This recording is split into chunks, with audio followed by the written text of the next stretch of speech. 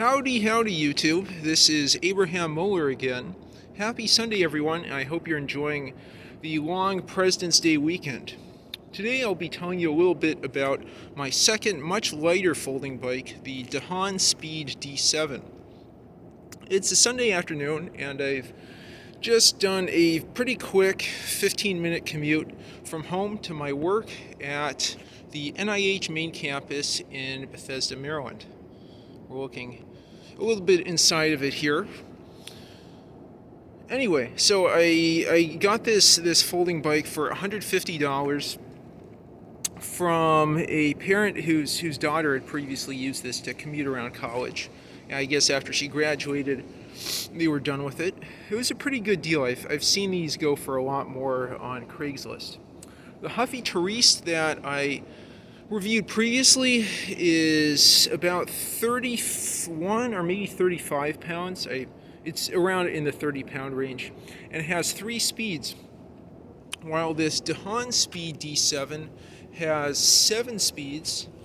It has a Suntour derailleur back here and is made out of chromoly. I'll see if I can show you that sticker right in here. Yeah, 4130 chromoly. It's very light. It folds up at several different points. There's the main hinge right in there. I have had a few issues keeping this closed, but for the most part it's good. It just doesn't have quite as strong it's not quite as secure as this screw mount on the Touriste, but it works fine. I added in this bottle cage for taking Gatorade. Anyway, so it folds up here, it also folds up there, and I think you can pull the seat post out, so it folds up at least 2 different points. I guess maybe, you can also adjust the handlebars. Let's see, so we have front and back brakes that are very, very secure. They're V brakes. You can see the grips here, the twist shifter, SRAM MRX comp twist shifter on there. I added a bell, which has been pretty good for warning pedestrians. Let's take a look a bit at the front. The brakes are really excellent. The tires are Kenda Quest tires that you can see handle high pressure pretty well, so that doesn't give you too much rolling resistance. Again, it's chromoly. I think these are alloy rims. I'm not quite sure. Or they might be aluminum. They're really light.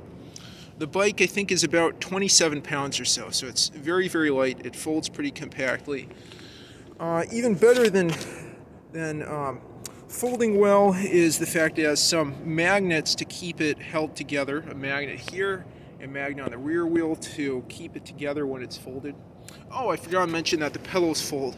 They, I guess, don't have a really great grip.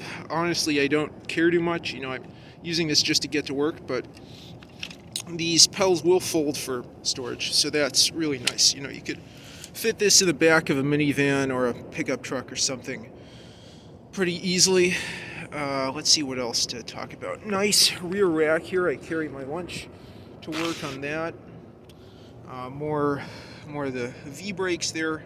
I guess nicer than caliper brakes. And let's see if there's anything else in the back. Yeah, reflectors. I've added some cheap little lights for coming home from work late. You can adjust the seat to be higher or lower. I replaced the original default seat with this larger, cushier one. Yeah, I have another front light up there. And nice rear reflector. Oh, I remember what I forgot.